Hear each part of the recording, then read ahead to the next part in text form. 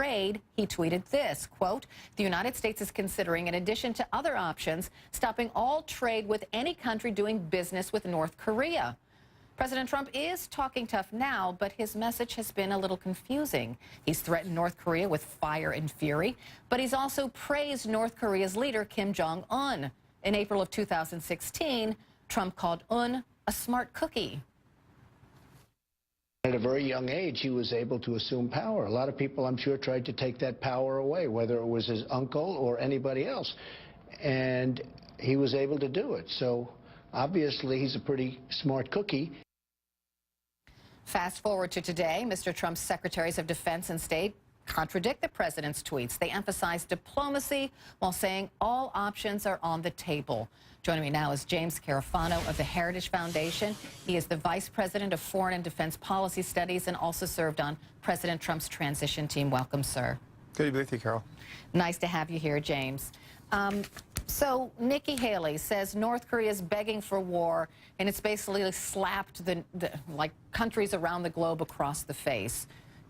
Is North Korea really begging for? Yeah, how do you read that? Yeah, the way I really read that is that's less to do with rhetoric aimed at North Korea, and it's statements which are really aimed primarily at China and Russia, really kind of trying to really get them to be much more proactive in terms of ratcheting back the North Korean provocation. Is threatening trade deals the way to do that? Well, okay, so these things kind of collided. I mean, they are absolutely working on separate tracks. You know, the United States wanted to renegotiate KORUS, which is a trade deal with Korea.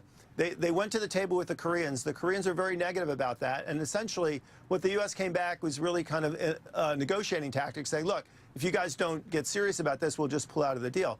They didn't know that North Korea was going to detonate a nuclear weapon. These things are on two separate tracks. I don't think we're going to pull out of the trade deal. It was just bad timing. It's just bad timing on President Trump's part, and now he wishes he wouldn't. No, it's bad timing on Kim's part. He's not supposed to be detonating nuclear weapons while we're trying to do trade deals. Oh, well, that's for sure, but I just want to go back to President Trump and his tweets and his threats to pull out of these trade deals with South Korea and other countries, including China. Yeah, they're absolutely Should the president have said that at this time? Does he regret it? No, I mean, well, I don't know. Talk to the president. They're absolutely working on separate tracks. The trade bluster back and forth, and it's both sides. It's not just the U.S. pushing on the Koreans pushing on us. That's just trade talk. Has nothing to do with security. South Korea's security is intimately entwined with the U.S.-American alliance, and there's no way the South Koreans would ever put that at jeopardy. So to suggest that somehow the alliance is in jeopardy because we're dickering over trade talks, that just denies the reality of South Korea's strategic situation, where they absolutely need the United States. Do you want to be dickering over trade talk when North Korea has developed this hydrogen bomb? Well, again, when they had the trade negotiations, North Korea wasn't detonating a hydrogen bomb. And ask me this, Carol, do you really want all foreign policy of the United States and Northeast Asia to have to march to the drumbeat on when Kim plans on being provocative or not? I mean, we simply have to be grown up enough to operate on several tracks simultaneously. That's the reality of the modern world. If America appears divisive with its allies, it's not. Especially South Korea, right? Especially South Korea. It's not. You keep saying that as if it's true.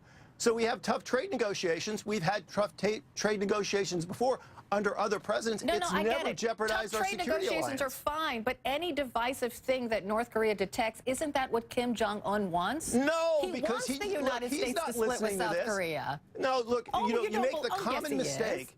You make the common mistake that people often do, assuming that Kim is responding to everything we're saying.